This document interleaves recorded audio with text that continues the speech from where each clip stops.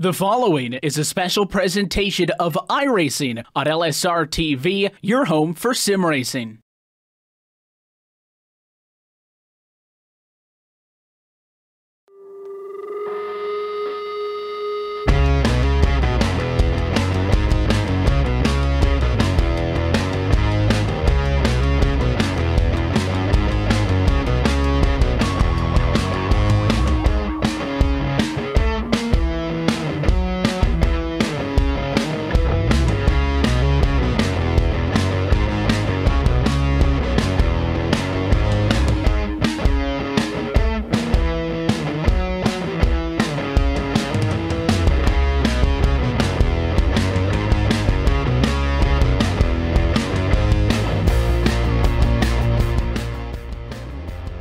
Good evening, sim racing fans, and welcome to Dover International Speedway for the USR B&C Lawnscaping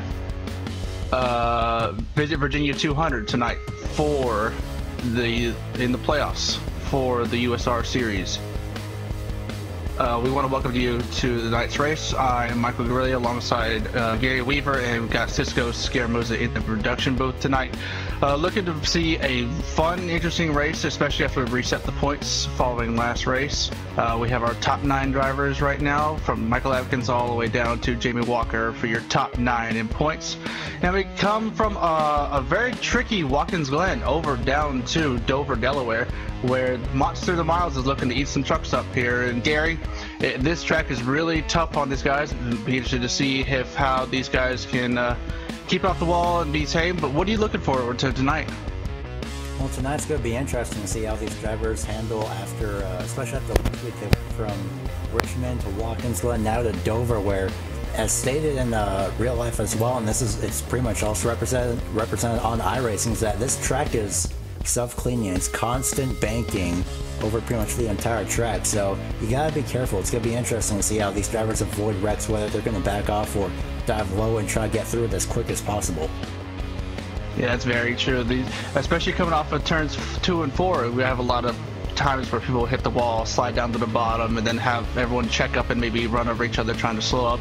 But yeah, it's just a really, like you said, self-cleaning track. It'll be interesting to see how these guys handle it.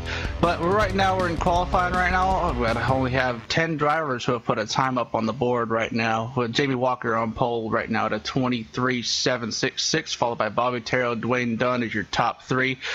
Qualifying and pit road is really tricky tonight. Yeah, this pit road speed is 35, and it's a very narrow pit road, especially on entrance. So do you think qualifying will make a difference based on pit stall selection and getting down towards pit road? Well, for those that are in the very back, in this case, I'm seeing John Wilco at the very bottom of the order at the moment in my scoring and timing. So he'll, in a way, have an advantage because his pit stall is on a straightaway. Well, everyone's pit stall is on a straightaway, actually, but considering how narrow it is, then he can, you know, the person with the last pit stall can get into their pit stall and get out and get to as far as close to the wall as possible without worrying about anything, unless, well, yeah, the person that's pulling out in front of you is going to be trying to get out and also move out of the way. It's going to be interesting, although, because that pit road, like you mentioned, narrow, 35 miles an hour. And, of course, the entry to the pit road is going to be even more interesting to see how these drivers, if we do get green flag pit stops, how are they going to get on the pit road safely without trying to tear up their trucks? Yeah, that indeed. It's a 200 lap event tonight, so we'll see these guys coming down a lot of times tonight. And I expect a lot of green flag racing as well, because we usually get spread out during these first few laps. People like to keep it clean, usually try to just get in the rhythm, getting spaced out and stuff like that. So usually we don't see the too wide until like near the end of the race. So it'd be interesting to see if they do make a mess or something like that. But qualifying is wrapping up right now, and it's still the 10 people. Actually, no, 11 drivers have put a lap down, and we're going to go run through your field for tonight's event. Starting on pole, we have Jamie Walker, 23.766, your pole sitter. Bobby Terrell's in 3rd. Christian Peterson's 3rd, my bad. Bobby Terrell 2nd. Dwayne Dunn's going to be 4th. Kyle Manger is going to be 5th. Michael Atkins Jr. 6th. Scott Simley 7th. Seth the Merchant 8th. Tim Matthews in the 54 is going to be 9th. And Jeff Ryan's going to be 10th. Rounding out the last driver to qualify is going to be Matt Mara in 11th, and then the rest of the drivers that didn't qualify, 12th to 21st, it's going to be Justin Michael starting in 12th in that 87. And then right beside him, it's going to be John Jenkins starting 13th. Greg Mall and Michael Priester round out 14th and 15th. Dwight Beverly starts in 16th. Bob Dingwar 17th. Randy Yoakum 18th. 19th is going to be John Wilco. Steve Herring starts in 20th. And then the rest of the field, 21st to 23rd, is going to be Scott Formosa, Randy Tester, and Michael Warren. That is your field for tonight's Virginia 200 for the United Sim Racing BNC Landscaping Truck Series. Always going to pay attention towards the playoffs tonight, as we still have our 9 drivers. So it's Michael Atkins Jr., Seth the Merchant, Scott Formosa, Tim Matthews, Justin Michael, Christian Peterson, Scott Simley, Bobby Terrell, and Jimmy Walker. And we also wanted to go take a look at the track facts for Dover International Speedway. It's a 1 mile speedway, 4 turns. Banking is going to be, I believe, 23 degrees. So yeah, the banking really plays a big part of it. So yeah, it's going to be really difficult, especially with this concrete. The bottom lane will really heat up as well because due to the concrete. So people will try to maybe move towards the middle or outside lanes. Do you think those will be a factor tonight's event? Most definitely. You can see some of the rubber from the practice session earlier. That's already worn in as compared to the top of the track, where it's pretty much it's normal concrete state. It's great, but if it's possible for these drivers to make a different line happen, or at least the middle line, maybe we'll be seeing something that's outside of the normal lower line that these drivers usually run in the corners. Yeah, that indeed is. We got the field rolling off pit road right now from tonight's 200 lap event. Be interested to see if Jimmy Walker can keep his dominance from the entire season. He's pretty much been there, top 5 of the races this year. Bobby Terrell's been kind of hanging around. So a lot of playoff contenders starting right here at the front. So be interested to see if they battle on early or they just kind of ride it out, wait till the end, as they got a long race ahead of them as they're going through 3 and 4 right now. So we're going to be 23 cars deep tonight. Big field compared to the recent weeks, as the participation has picked back up again. So nice to see that again as we're going to come through 3 and 4. Jim Walker is going to lead them down to the green flag. Pace car is peeling off, coming through turn 4 to get the green flag this time. And Jay Walker goes. He's got a great jump going off into the finish line right now. Just go over there, going to 1. Bobby Terrell got a little bit of a better restart than Manger did, but everyone else got a bad start, as they're all really single filed out for the most part. I'm seeing the 54 and the 57 side by side. That's Tim Matthews and Seth the Merchant on the high side there in that 57. And that's also just in front of them, 68-39. Also side by side, many drivers all over the racetrack trying to figure out what line is best for them, scrambling to get single file.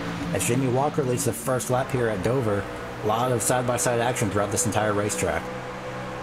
Yeah, Scott Simley did take over that spot away from Dwayne Dunn as he hits the wall coming off of turn 2 right there. Minimal damage on the right side. See if that'll affect him though, and his night, as he's already completed lap 2 right here. So Dwayne's going to fall in behind Michael Atkins Jr. and just looking through the rest of the field, they're pretty much single filed out. Do you see Tim Matthews trying to peek under Dwayne Dunn for that 6th spot?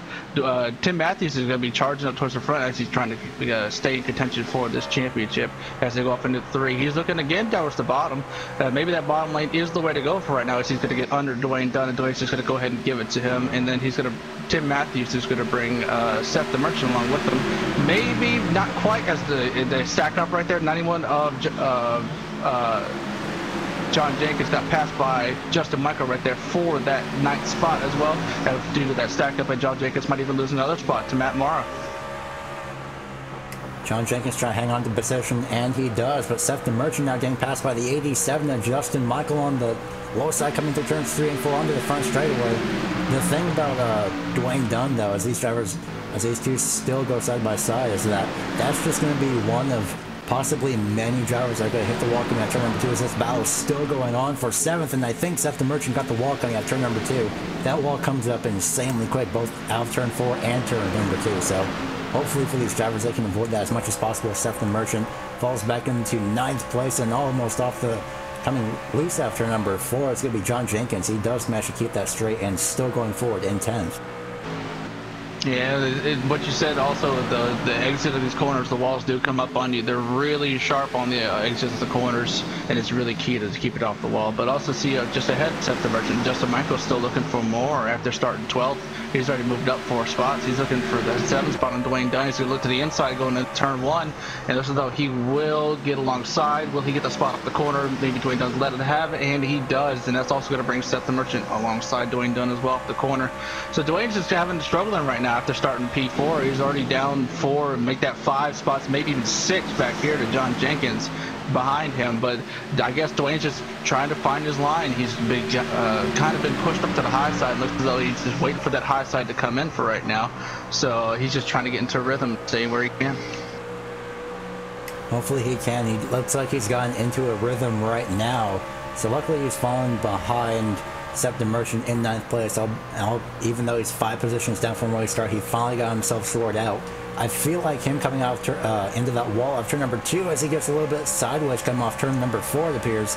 So that's also going to be something to maybe play a factor. It's going to be tires as well. But coming off of turn number 2, when he got that wall, it might have loosened up what could have been his rhythm a lot earlier in this race. And into the wall, it's going to be John Jenkins after number 2.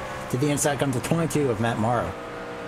Yeah, Matt Morrow took advantage of that, and he will take away that 10th spot from John Jenkins, and John Jenkins get it back in line. But yeah, it's almost like when you go to Darlington, you have the Darlington stripe. You also get the same effect here at Dover, especially on the exit of the corners, because everyone gets so close to the wall, and somebody has to scrape it at some point.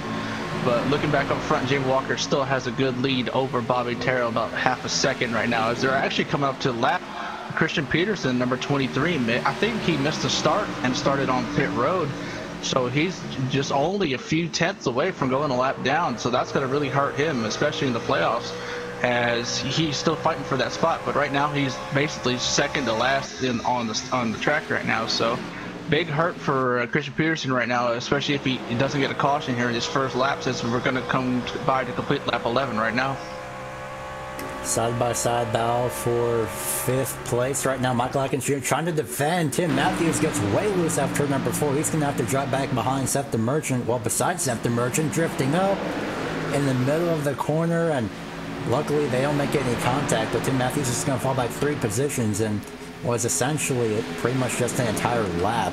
But right now, Michael Atkins Jr. got to be trying to defend against that 87 of Justin Michael coming out of turn number 4 right now. Except the Merchant has caught up onto the tail end of this battle and back to single file for now. 87 heads back down to the inside.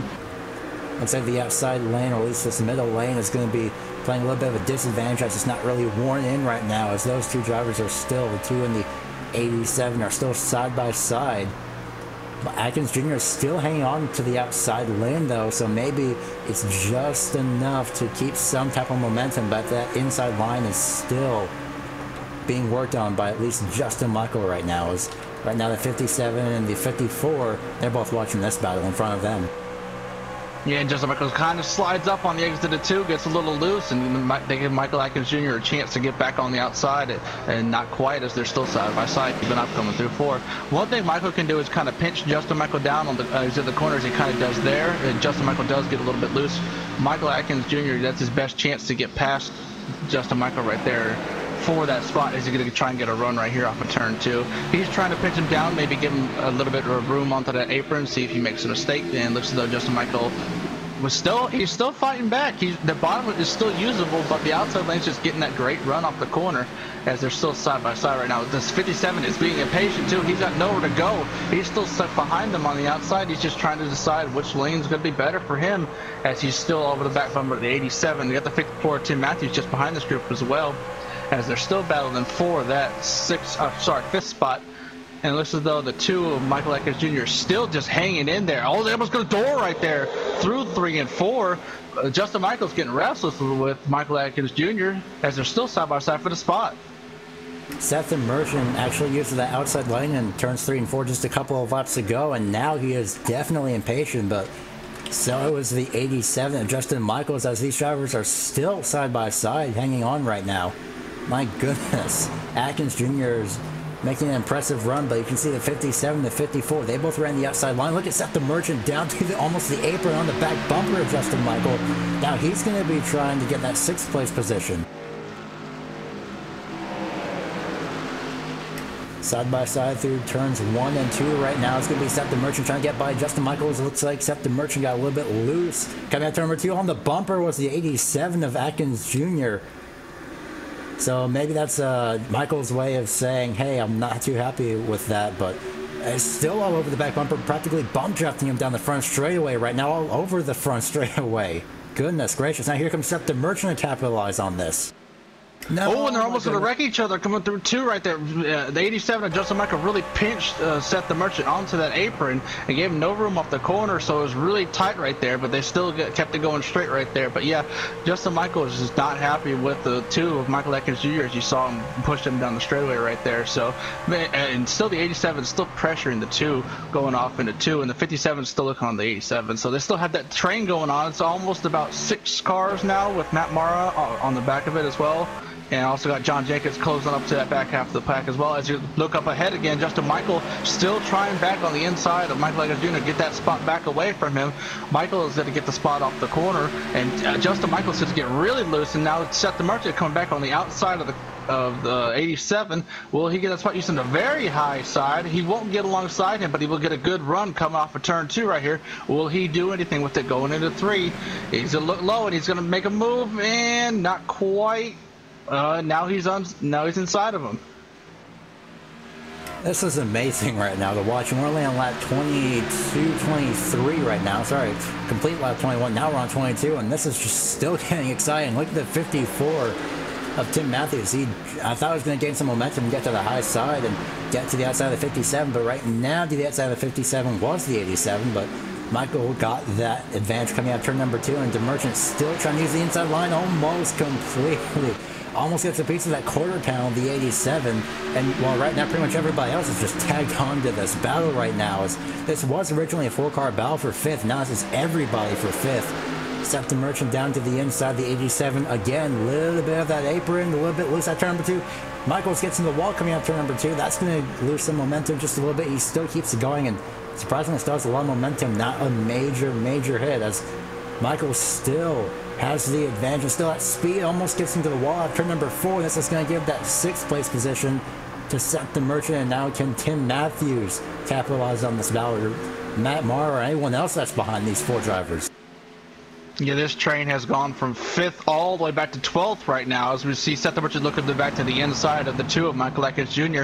Listen, though, Seth's going to get a good run through the corner. Will he make clear the 2 off the corner? No, he will not. Oh, he gets loose. He almost doored him again. They're getting really close on this battle right here with each other, and the 57 is going to dive it off into 1, and he will get the spot away from the 2.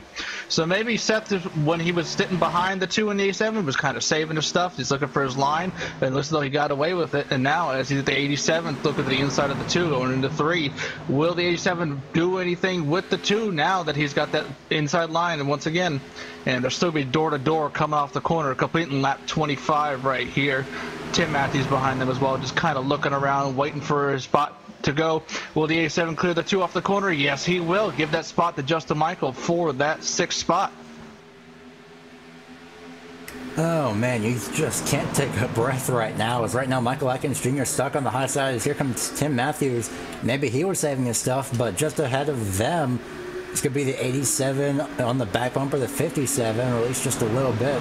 Just about half a lap to go right now. Can't quite stay there, but for 7th place, it's going to be Atkins Jr. and Matthews. Matthews looking to the inside on that 54, and almost some side-by-side battling just right behind these 2 drivers. And right now, that gap is pretty much equalized itself right now, but now a gap between the 87 and the 2 between 6th and 7th right now, and I think Seth the Merchant got a little piece of the wall coming out of turn number 4. I wasn't sure, maybe that's just a little bit of one of those little bumps coming out of 4, but about a second or so, maybe less than that, about half a second, about 0.6 seconds between 6th and 7th right now, and that gap is increasing right now, so this is going to give the lead to, the positions to Seth the Merchant and Justin Michael, as everyone else is still in that freight train right behind them, but never mind, 1264 and looks like the 01. These drivers are having a little bit of a battle about for 11th position. Greg Mullen, that 12, is going to make his way by. Dwight Beverly in the 01, the 64. Michael Priester trying to keep his position on the outside. Yeah, 64 will keep that spot away as the 0-1 of Dwight Beverly's looking under pressure from Bob Gillenwater from behind, but they all get single file back out again.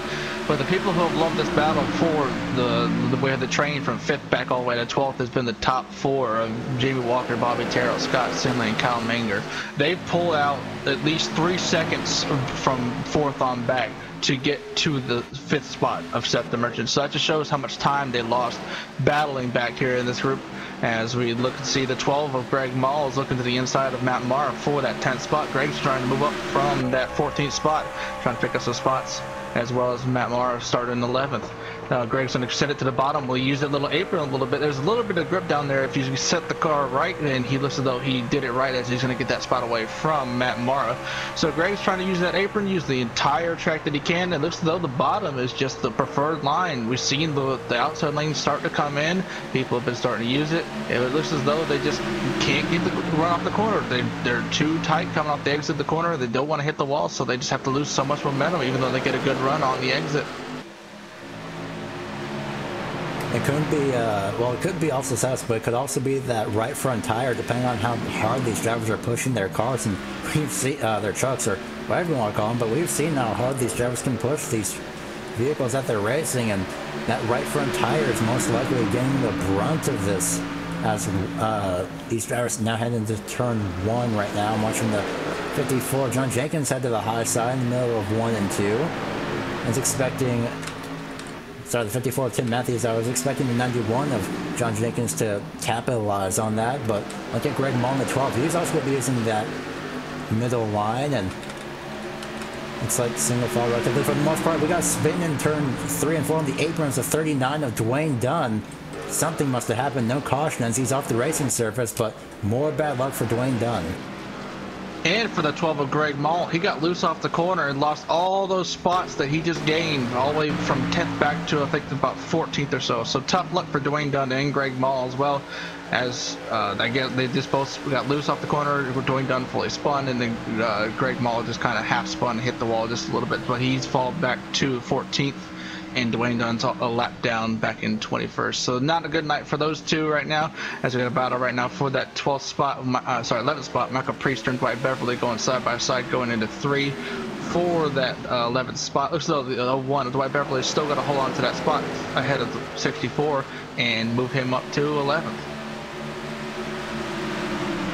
Looks like everything, looks like those, it's like everything's starting to wear in now. Looks like these drivers are finally starting to realize now it's time to just settle in, but sometimes if you settle in, as right now Bob Gillenwater's made his way up to 12th position, is that some drivers like Greg Mall and Dwayne Dunn, you're going to have to recover from mistakes right now, and well, for Dwayne Dunn, you got loose after turn number 2, hit the wall in the back straightaway, got onto the apron in 3 and 4, so thankfully he didn't hit anything else aside from the inside wall, but right now, Tim Matthews running the very high side. It's practically a non-existent 3rd lane right there, so maybe he's trying to save his tires right now. Yeah, I think he's just searching around for something at this point. He's trying to hold on to some spots. This dude lost that spot right there to John Jenkins for 8th, so move him back to 9th. So I guess he's just kind of searching around, maybe trying to get some rubber in that high lane for the rest of this race as they're coming along. They're starting lap 38 right here. Halfway down the back for the leaders. Jamie Walker going into turn 4 right now is your leader. Led every single lap so far, followed by Bobby Terrell, Scott Simley, Kyle Manger, and Seth the Merchant is your top 5. And we'll be looking towards pit lane here in a few laps, as I believe these guys might do 50-lap runs per each segment because there's 200 laps. So I think they're going to cut it into 3 stops, 50, 50, 50. And maybe that's make it to the end, or maybe someone might stretch it and run it out dry, maybe try to cut out a pit stop. Do you think that'll be a difference or not? If you cut out a pit stop, it depends on what you have to cut out of your pit stop, though. Is that you have to sacrifice some type of time. It's either going to be fuel or tires, and well, Dover, at this rate, it seems like it's going to be probably just some sort of combination of both. Maybe you could just go half on fuel or half on tires. It's just going to depend, but if you can get a if you can manage to cut out 1 pit stop, then that's going to help you a lot depending on what the situation is. As right now for 9th place, it's going to be Dwight Beverly making his way by Tim Matthews, as Tim Matthews moves out of the way respectively. Just again, I think Tim Matthews is finally reached the extent of his tires. Maybe that's why he's just letting these drivers by. I'm not trying to put up as much of a fight as he would probably about, say, 10 laps ago at lap 31. So I'm thinking if you can get 50-50-50, it's probably going to be about lap 50, maybe lap 105 if you can stretch it out enough, and then lap 160 if you're just lucky enough. That way you can definitely make it to the end, at least on fuel. For tires, well, it's just something that you can stretch out as much as you can and within the limits of your truck. Yeah, that's all dependent on how these drivers take care of those tires. As we're coming around to complete lap 42 right here on the 43. Just look at the rest of the field right now. Everyone's kind of single filed out. I believe Justin Michael had a moment a few laps ago with Seth the Merchant trying to get past the 39 machine and Dwayne Dunn. I think Justin Michael got loose off turn 4 and he got lost all that momentum, so now he's lost a lot of time back to Seth for that 5th spot. So it looks as though Justin's just going to try and work his way back up to Seth the Merchant. E7 has shown a lot of speed. And we also have the 98 hitting the wall off turn 2. I believe that was Steve Herring as well. Yeah, that is Steve Herring, and it looks as though he's just going to lose those 2 spots to Randy Yoakum and Christian Peterson. So once again, another tough night for the Steve Herring. Yeah, very unfortunate. I just got the tail end of it hitting the wall, and I can see just a little bit of right front damage actually, and maybe some on the side that I can't see from the angle that I'm looking at, but no doubt it was definitely decent enough to get him to lose enough positions. Maybe, unfortunately, enough damage to steering. I think he got a little bit of loose coming in through turns 1 and 2 right there as well.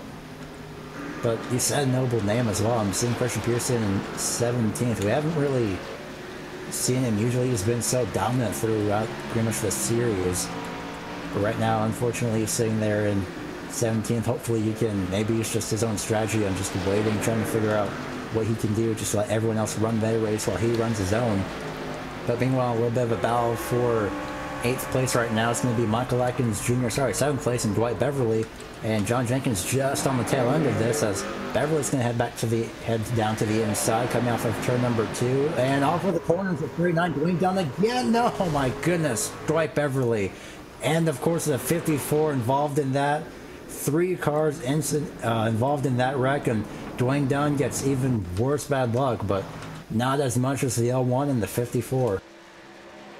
Yeah, we'll take a look at a replay of the wreck that happened in here, and just going through turn 2 right there. It looks as though Dwayne Dunn just kind of, I don't know what happened there. He just kind of broke to the right. I don't know if he got loose and had to correct it back into the wall, or something else happened mechanically. I don't know, but he just hit the wall really hard on the exit of the corner, went down to the inside wall, and then I believe the 01 just had nowhere to go. He thought the 39 was going to stay up top, but he just kind of misjudged it and hit the 39 pretty square, and the 54 Tim Matthews got a lot of front end damage as well. So just tough break for all those guys, especially for Tim Matthews in his chase for the championship. So yeah, just bad place, bad time for those guys as they're coming down the pit road right now, led by Jamie Walker.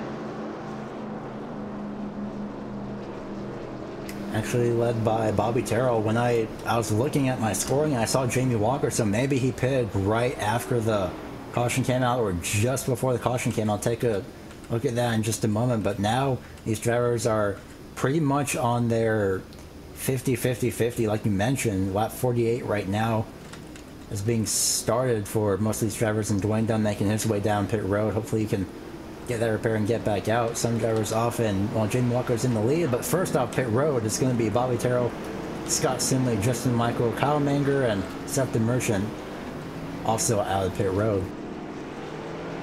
Yeah, it's a little bit of a shakeup as the 87 was able to get by the 25 and the 57 as well, so move him up 2 spots off pit road. So it's a good pit stop for Justin Michael and moving towards the front as he needs to do to stay in this contention for the championship. But I just want to give a real quick shout out to Joe Real Timing. Coverage of the United Sim Racing BNC Lawn and Landscaping Truck Series is brought to you by Joe Real Timing, the official timing software of LSRTV. Whether you spend your time on the sim or behind the wheel or on the pit box from the spotter stand, Joe Real Timing is the go-to software for iRacing timing and scoring analytics. Get yourself a basic download or get the pro version today at joe-real-timing.com. That's joe-real-timing.com. midway-timing.com. Coming under caution right here, just going to kind of get a reset of the field right now. Your top 5 go as Jamie Walker, Bobby Terrell, Scott Simley is still in that 3rd spot, Justin Michael is 4th, and Kyle Manger is 5th. So we saw a lot of action there, a lot of single file once they all got sorted up. We had a lot of battling as well, especially in the mid-pack. So I fully expect to see a lot of that as well in the restart here as we're going to get the one to go next time by. Yeah, it's gonna be really, really exciting to watch these drivers battle it out again. And something to props to Jamie Walker, he couldn't have timed that pit stop better. Is that when the moment the caution came out, he was about 5 or so truck lengths within pit road. So Jamie Walker basically didn't lose any positions aside from the recycling of scoring in pit road from everybody else. But props to Jamie Walker. He timed this strategy perfect. Maybe it was just a coincidence as well, but that is definitely amazing timing as we're now coming out of turn number 4 across the start-finish line. So maybe we'll be hopefully seeing Jamie Walker pull something out like that once again. So the lights on the pace car are out, and we'll be going green with 150 laps to go. Yeah, we get the field re-racked and restacked. I'll be interested to see if the outside lane actually comes in, especially now that we're 2x2 right here. So people will be forced to use that outside lane on the first few laps here. So maybe they can get it all rubbered in. The line looks as though it has spread out just a little bit, and I could start to see a little bit of rubber in the very high side of turns 1 and 2. So we just need to see if that high line comes in. Tim Matthews was rubbering in that in really good, but now of course he's on pit road and out with all that front end damage, so he won't be up there. But maybe Seth the Merchant or anyone else in the top 5 or top 10 maybe be able to use that spot and try and get a run up the corner and get some spots on these guys that are going through 3 and 4 to come get the green flag this time by. As you mentioned, we're going to get 150 to go right here at the line as we're going through 3 and 4 with the pace car coming to lead these guys down to the green flag. Jamie Walker is your leader, followed by Bobby Terrell, Scott Simley, Justin Michael, and Jamie Walker is already off and away, giving a huge gap back to Bobby Terrell, but they're still side by side for that 3rd spot. Scott Simley and Justin Michael. Justin Michael's going to back out of it and kind of stack up Seth the Merchant as they head off into 2. Single file relatively quickly, and saying the 22 Matt Martin, the 64 of Michael Priester a little bit side by side, and I think Matt Martin got a piece of the wall coming out turn number 2, so that's going to send him back a lot more than he expected. So he's going to get shuffled down the order just about 3 or so spots. But for that 3rd place position though, Scott Simley is going to be on the receiving end, or at least it seemed like the receiving end of an offensive attack by Justin Michael. He looked to the inside in terms of 1 and 2, but right now he's going to look to the inside again. No, he's not actually. He's going to wait. Maybe he's waiting. He's just trying to feel out Scott Simley right now, trying to figure out what line he's running, and just try and do it his best as possible. A little bit of another close battle. It's going to be the 80 and the 91. 80's looking to the inside. Nothing yet. So it looks like these drivers are still getting used to their new tires, and rightly so, as right now, second, 3rd, and 4th, they're all pretty much nose to tail, but Jamie Walker has once again gotten that gap extremely extended right now by about almost a second. Yeah, he's having an easy time with things right now as he's starting to pull that gap out once again. He's just been dominant the entire season, and especially tonight as well, leading I think all but 1 lap so far tonight. So he's having a really strong performance. Be interested to see if maybe Bobby Terrell or Scott Simley can actually get back up there again, maybe through strategy or something else like that. But once again, go back to 2nd through 4th right now. They're all nose to tail for that 2nd spot. I'm still at 87, and Justin Michaels looked to the inside, maybe for Scott Simley. Simley had a little bit of an issue coming off of 3 last time by, so that kind of stacked him up and just let Justin Michael get there. But I also want to point out this as well. Christian Peterson got that caution that he really needed, as he was still only half of 2 corners away from going a lap down. So now he's back in 11th, just behind Michael Priester and Bob Gillenwater. So that really saved his championship right there, as he would have had a huge gap back to the leaders that had he not been able to get that caution.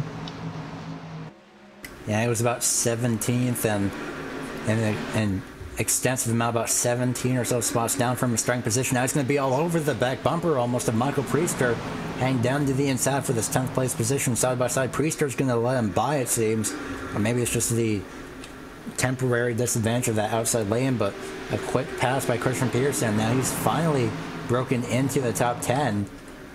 Maybe he did miss the grid, I'm not sure, as Tim Matthews has finally made his way out of pit road, but still with some heavy damage as he unfortunately got involved in that wreck just coming out of turn number 2. First caution, only one caution so far as well, and well, that gap between 3rd, 4th, and 5th has now extended to 6th, or should I say 2nd, 3rd, 4th, and 5th right now, as that's extended pretty much about equal times. And of course, Kyle Manger, he could be lurking for that 5th place position for Seth the Merchant. Yeah, Manger being a teammate of Seth the Merchant might not put too much pressure on him, but yeah, he certainly is looking for some spots as he's been kind of just hanging around there. He's been top 5 for most of the night after qualifying 5th. And he finds himself back in that 6th spot right now, so he's just kind of just biding his time right now, just kind of waiting it out, trying to see if he can find anything going on. As you look back further, Christian Peterson's on the inside of Bob Gillenwater for that 9th spot. Continue the Christian Peterson march towards the front, and he is now up to 9th, just ahead of Bob Gillenwater, and who's being pressured from Michael Priester from behind. So it looks as though Christian Peterson might have something to say before this race is over, especially as we're coming complete start lap 60 right now.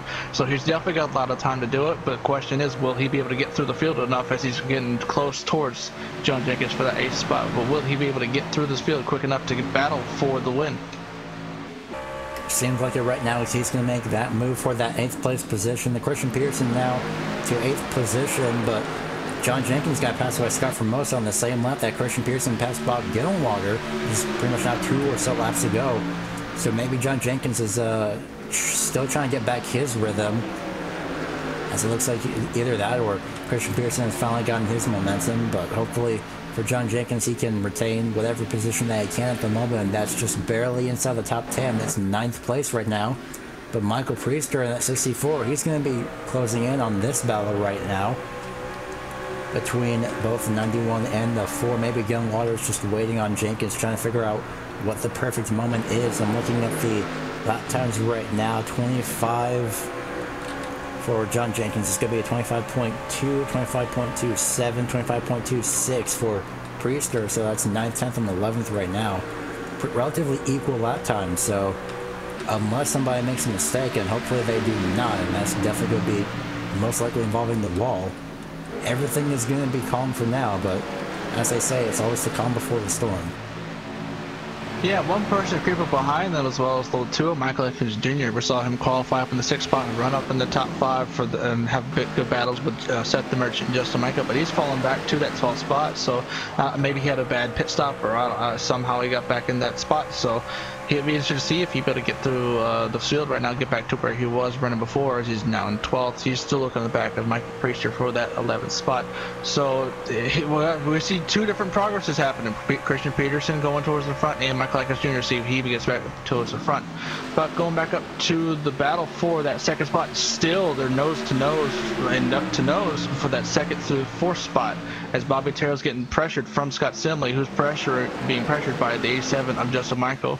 These guys are running, like you said, really identical lap times for the most part. 0.96 from Michael, Simley at a 104, and Bobby Terrell at 131. So it's just kind of seeing who's going to make the move first. These guys need to get a run off the corner, see if they can get a run on each other. As the 68 gets a little loose coming out of 4 right there.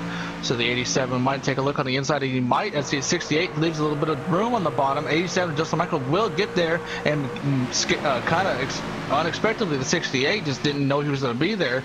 So now the 87 is alongside now, going to the 3. Will he be able to clear him through the corner? The 87 is still side by side as they're coming off to get this off of 4. Still side-by-side advantage goes to Simley right now, clears him coming after number 4, and that was an amazing opportunity by Justin Michael. He took that chance, went for the opening, and he got it. And you could see the reaction from Scott Simley as he moved up just a little bit higher when that happened. So again, like you mentioned, Scott Simley didn't expect Michael to get to that inside lane, but look who's closing in right now. It's going to be Seth the Merchant right now, and maybe Kyle Manger, as he's also tailing on Seth the Merchant right now as well in that 6th place position. So relatively, we could have another 5-car battle for 1 spot, and we've seen that happen before, and I think Justin Michael just got a little bit loose going out of turn number 2.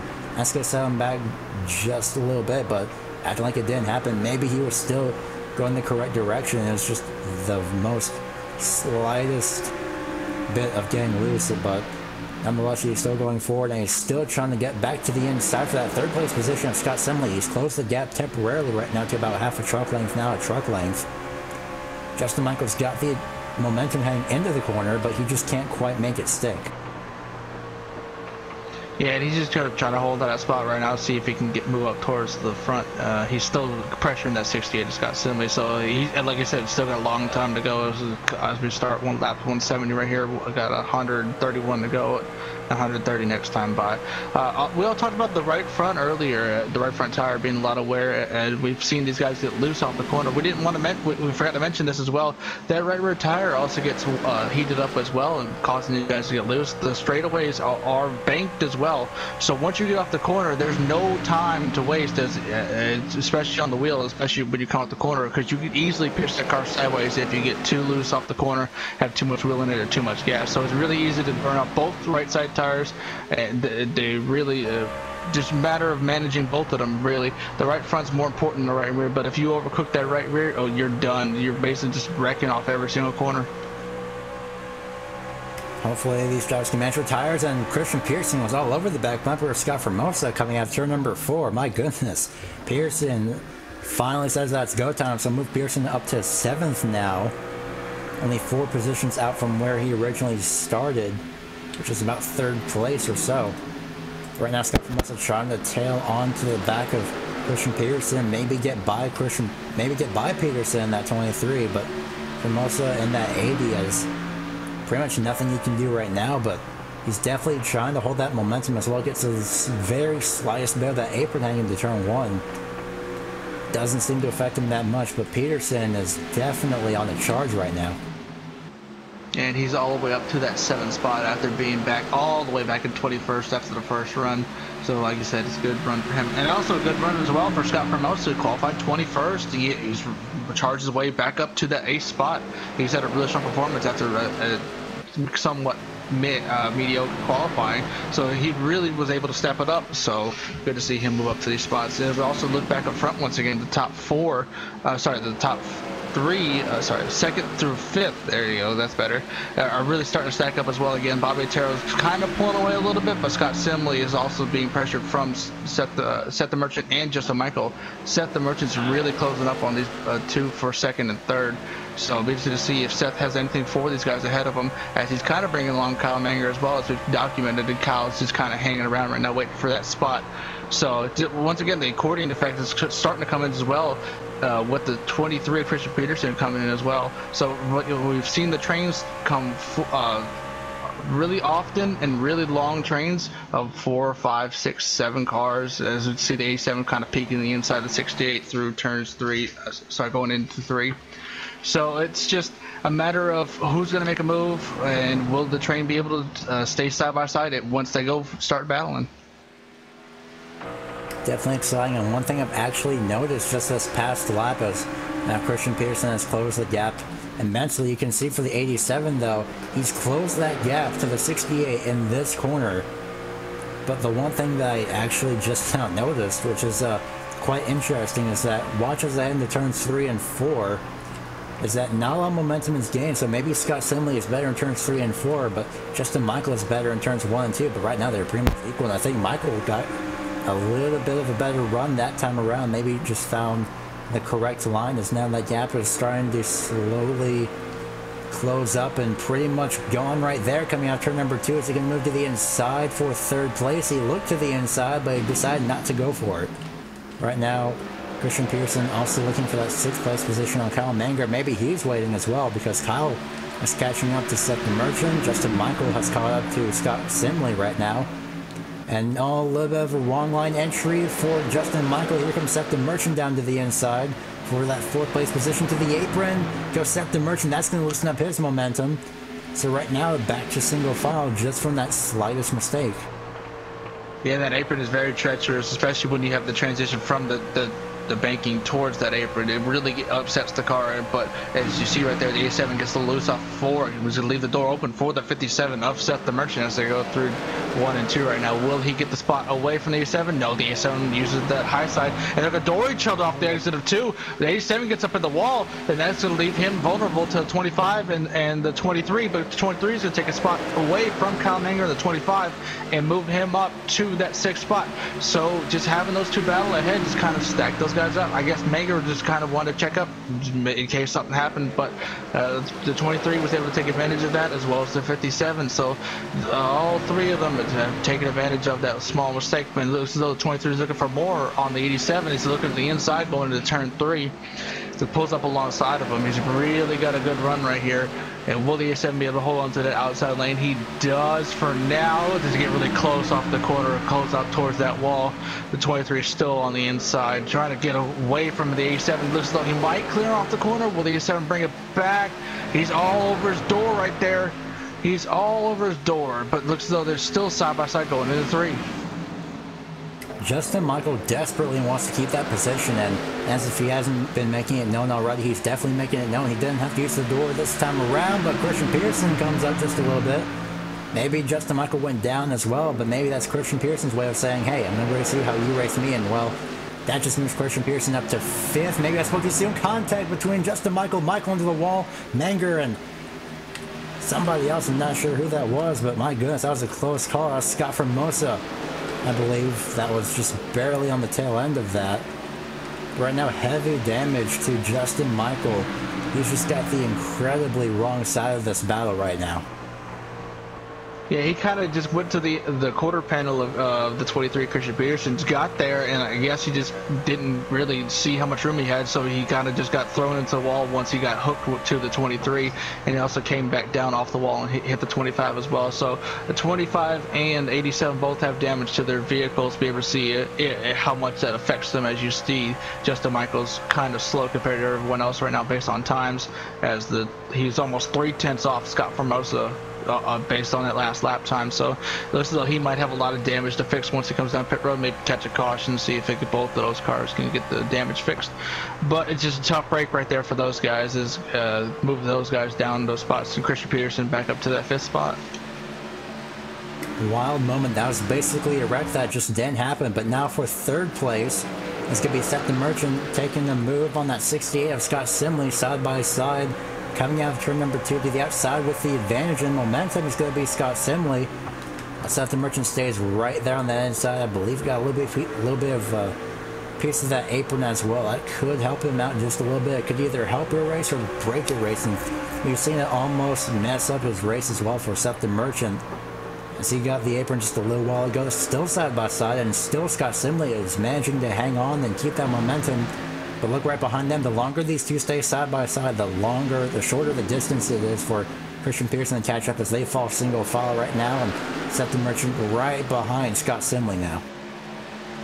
Yeah, one thing I've noticed as well, as you see the 57 get a good run off of turn 4, look to the inside of Scott Simley for that 3rd spot.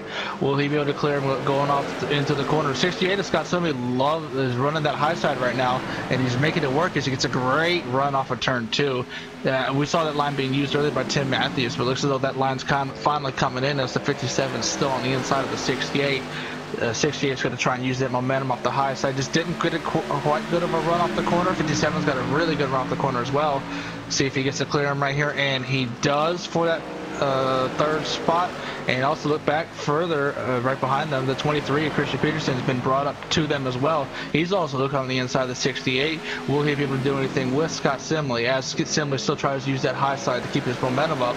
But 23 is still looking on the inside, really using that bottom line. He's all the way on the line as they get really close off of turn 4, as they come across the line to start lap 90 of tonight's event, and just looking to see if the 23 will make a move and be able to clear the 68 come off the corner. Will it be doing? No, it will not. And 68 still fights back on that high side. So just the momentum of that high side is really prevailing right now, until now, when the 23 might clear the 68 off of turn 4, and looks as though he does.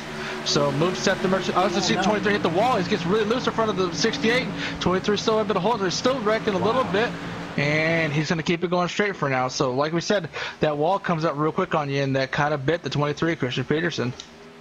Oh man, sorry for saying something over here there, but my goodness, that save from Christian Peterson, that was a wreck basically down the entire front straightaway, but at the same time not a wreck. So Christian Peterson misjudged that momentum just a little bit, came into the wall coming out of 4, and well, Scott Simley had nowhere to go aside from the back bumper. Peterson loosened Peterson up, and an amazing save by Pearson as a result of that, but 4th place ultimately goes to Christian Peterson and Scott Simley right now. But these two drivers, the 25 of Kyle Menger and the 80 of Scott Formosa, they barely avoided pretty much what was a wreck earlier, but right now they've caught up to Scott Simley. They're going to make their way by, and maybe just a couple of laps or so, provided they can still keep the momentum that they have as of right now. Looking at the lap times, it's 9:53, 9:75, 9:61 between 5th, 6th, and 7th. So relatively, again, just equal lap times, maybe about a 100th of a second off or so, just by a difference between all 3 of these drivers. Right now for 2nd place, Bobby Terrell is under fire from the 57 of Seth the Merchant, as Jamie Walker is still just keeping his lead right now, almost 3 seconds. Right now, Bobby Terrell trying to stay in front of Seth the Merchant as much as he can. For at least, we should also be expecting pit stops to happen in about maybe now or just a couple of laps or so. It is lap 95, so maybe in just a few moments we could see some pit stops happening. Yeah, and this would be the time where the pit cycle does open. Maybe these guys are looking to get a short pit in to come ahead of the scheduled or semi-scheduled 50-lap mark at 100. Maybe come ahead to get a few laps on these guys to get some power position. As we see, the 88 of Jamie Walker does just that. He's already on pit road right now, trying to make his stop. So he's just trying to get that advantage on as he comes down on pit road on lap 95. Maybe he's just trying to get even a further gap right now. I was also noticing on that run, he didn't get as big of a lead as he did on the first run. They were only able to keep him within 3 seconds for the main pack this time, as in the last time they were up to 4 seconds. He looked back up to the lead right now. Bobby Terrell's still under pressure for the 57 and 23 as they're side by side coming up to the lap car, the 98. Where will everyone go? Will they be able to get through there fine? Yes, they will. Bobby Terrell to the inside. The 57's going to give the 14 a shove going into 1. I think that was kind of accidental, but let's know they just kept it straight. But now the 23 is back on the inside of the 57. So right here, as soon as pit stops are starting to have the battles heat up for the lead. Scott Formosa, Justin Michael, Randy Oakham, and Jeff Ryan, the 4 other drivers heading to pit road, but right now side by side for second as Bobby Terrell gets loose in that 14 off of turn number 4. Christian Peterson now up to second. Bobby Terrell goes wide into turns 1 and 2. That's going to give the opening to Christian Peterson to the inside as they almost make contact. Pearson loose out of turn number 2, sorry. My goodness, action just all over the track, and Bobby Terrell and Seth the Merchant, they're both right in the high lane right now as the action has finally cooled down just for the moment. Bobby Terrell is still under fire from Seth the Merchant. The Merchant looking to the inside for that 2nd place position now as they both head into turn number 1 and 2, and don't count Scott Simley and Kyle Menger. Those drivers have pitted, but also I thought I saw the 88 Jamie Walker just out of the corner of my eye, but right now it's going to be the 57, the 14. Looks like Bobby Terrell is dropping back straight in front of Scott Simley. So Terrell is still trying to protect as much positions as he can. Yeah, and Peterson's loving this for the moment. As you've seen these guys battle, he's already almost put out a second gap back to Seth the Merchant for that 2nd spot. So he's got Seth all the way back in 2nd, followed by Bobby. Scott Simley's in 4th, and 25 of Kyle Manger's 5th. As you see, Bobby Terrell's going to peel off the track right here, come down the pit road, blow it down to 35 miles an hour. It's very treacherous, this pit road, as we mentioned earlier in the race. So it's really hard to get down to that 35 mile an hour for pit road speed. A lot of speeding happens here, but Jamie Walker just is really trying to put the afterburners on, trying to make up as much time as he can right now before these leaders pit this time.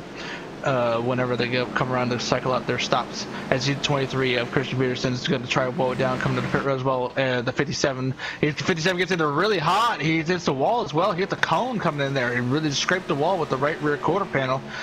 Minimal damage, but looks as though he got it down there just in time. Be interested to see if he gets a speeding penalty.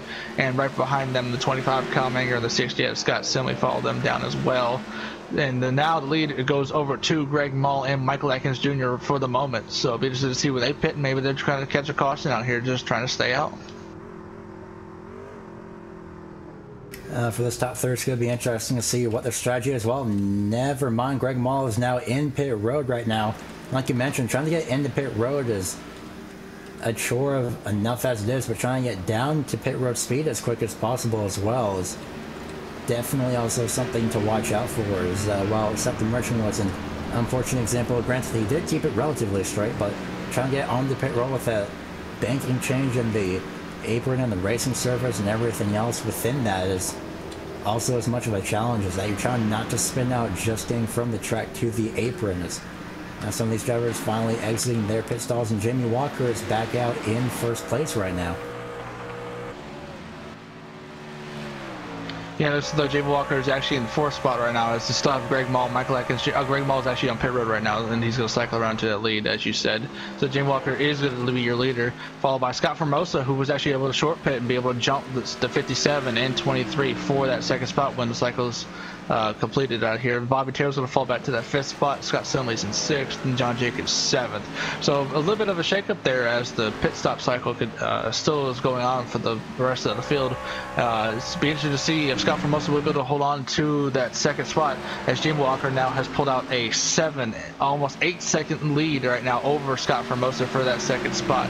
So will they be able to close the gap? Will we get more cautions, or will Seth the Merchant and Christian Peterson have anything for Jamie Walker? They were kind of keeping Jamie Walker at bay for the rest of his race, but now it looks as though Seth the Merchant just is trying to set his sights back on the 80 for right now. Yeah, these drivers may be going to be trying to focus on chasing down the driver that's in front of them, maybe hoping for a caution, but some drivers that aren't hoping for a caution, one of them is most likely Jamie Walker, but something for Scott Formosa is that not only is he in second right now, but he is 19 positions up from where he had started, so 21st again. Remember when we talked about when he was just about 11th and getting into the top 10 earlier in this race? Well, now he's went from 21st to second overall. So right at the moment, right now, you could give him the biggest mover of the race, but now Seth the Merchant and Christian Peterson, they're either going to be racing each other or they're going to be chasing down Scott Formosa and then racing each other. That indeed they will. And now we're just a lap 107 right now is on the board as Jamie Walker is going through 3 and 4. He's almost going to put lap down the 2 of Michael Atkins Jr., so he might be lapping all the way up to the 11th spot within the next few laps if he can get to that 2 machine. But right now, lap 108, we're going to take our midway race break as we cross just past the halfway point. Let's take a look at our iRacing midway race break. Brought to you by iRacing, leading online racing simulation developed from the beginning as a centralized racing and competition service. iRacing organizes, hosted, officiates races on virtual iRacing tracks around the world. In the fast-paced world of esports, iRacing is a one-stop shop for online racing with officially sanctioned racing from NASCAR, IndyCar, IMSA, World of Outlaws, and more. As we're going to take a look at the rundown of the field right now as we're on lap 109 of tonight's 200 lap event. Jamie Walker is your leader ahead of Scott Formosa by 7.5 seconds. Seth the Merchant's in third, followed by Christian Peterson coming back from the back of the pack up to that fourth spot, still battling with the 57 for that third spot. Bobby Terrell's in fifth. Scott Simley sixth, battling with Bobby Terrell for that fifth spot. Kyle Manger, after hitting the wall early, is in seventh. John Jenkins to eighth. Bob Gillenwater ninth, and Greg Mull in 10th. 11th is going to be Michael Atkins Jr., Michael Priester in 12th, the 22 of Matt Morrow in 13th, Jeff Ryan and John Wilco 14th and 15th respectively.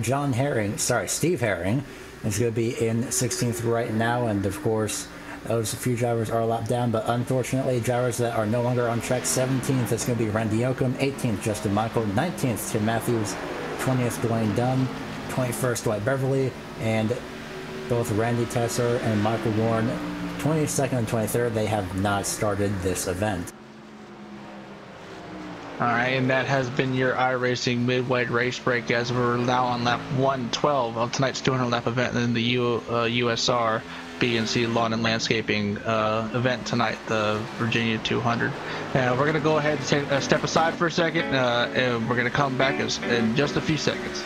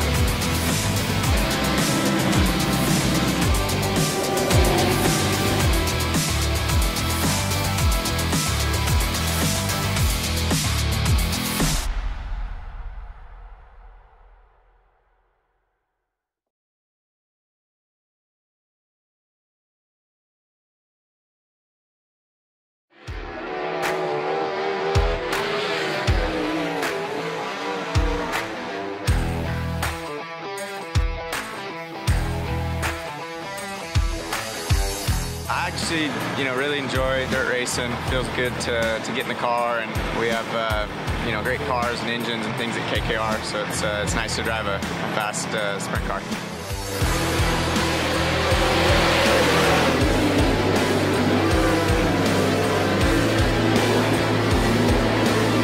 Couple of separate lines developing, three wide action on a turn two. Craig Kinzer, Casey Kane, and Garrett Pittman going at it.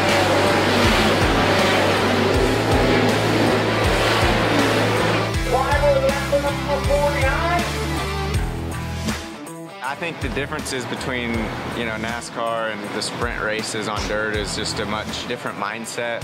The way you drive your cars, the setup, the feel you're looking for. I think one of the hardest things to tell as a fan is when you're watching a race, whether it's a NASCAR race, a dirt race, is just what's really going on in the cars. With iRacing, you can get the way that the track's changing, which they've done a great job in how the track changes throughout the night or throughout the race, just to try to capture it and let the fans play it and realize, like, man, there's actually a lot going on, and you can't always see that when you watch a race. So I think it's pretty neat. It's, enjoyable for me, but at the end of the day, it's actually much of a simulation, and there's a lot of ways that you can learn from that. And, early on, it was neat to look at the Cup tracks that I was going to, places that I had never been. So I think it kind of gives you a head start leading into a weekend. It's pretty real life, and that's pretty neat.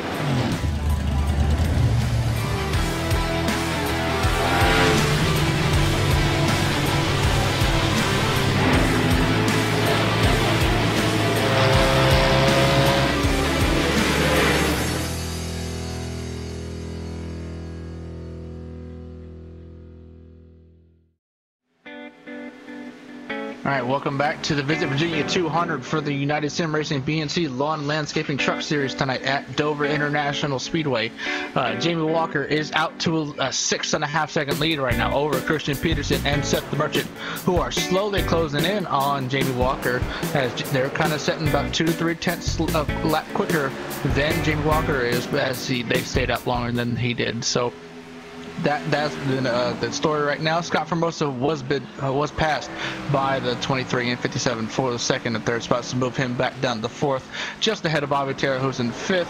And that's top five for right now. Just kind of looking around on the track list, though, everyone's kind of single filed out right now. The only really close battle right now is the 23 and 57 of Seth the Merchant and Christian Peterson, but they're teammates right now, so maybe they're just trying to tell each other to stay behind each other and just trying to reel in Jamie Walker. Well, actually, just before we came back from break, there was Christian Pearson probably couldn't really make his way by. He couldn't wait to make his way by Seth the Merchant, but now as we switch to the 12 and the 91, that's Greg Mall and John Jenkins. These two are battling it out. They've swapped positions already for this 8th place position. And just on the tail end of this battle is going to be the 4 of Bob Gillenwater. A little bit spread out right now, so maybe Greg Mall has just a little bit of quicker momentum than he does for John Jenkins. So at the moment, Jenkins finding himself on the wrong end of the momentum spectrum at the moment. He's still keeping pace, thankfully for him, but unfortunately he just doesn't have the same momentum as Greg Mall. So maybe just about a lap or two of difference in pit stops when they timed it. But right now he's running the very high side through 1 and 2, and Gillenwater is closing that gap for that 9th place. Yeah, and John may be under fire from Bob in the next few laps if John still is off pace just a little bit compared to Bob. But yeah, that's an interesting battle to watch as well. The top 10 for both of these drivers right now after starting 13th and 17th, so having a good run for those guys as well. Especially going back up to 4th, Scott Formosa from 21st to 4th. He's still on that great run right now, hold on to that 4th spot. But a lot of people with a lot of comers and goers so far. Greg Mall's up in the 8th spot just ahead of John Jenkins and Bob Gillenwater. So a lot of people have taken advantage from these early incidents from Dwayne Dunn and Tim Matthews and Justin Michael, as they've had the rough nights. They've already pulled it off for the night. So they've been taking advantage and slowly working their way up towards the top 10, and it's paying off right now as they're kind of set themselves up pretty well for the rest of the race. Probably going to have one more pit stop here for these guys, as they still have just over 7 laps to go next time by. So it'll be interesting to see how their next pit stop plays out, and will they be able to jump anybody, especially with the spots closer to each other, especially with the John Jenkins and Bob Gillenwater spots 9th and 10th.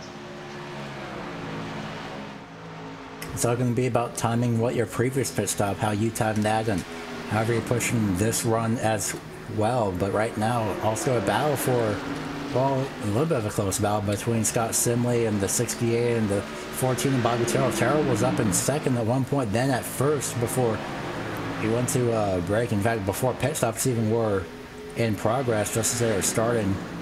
But at the moment, he is sitting in 5th place right now.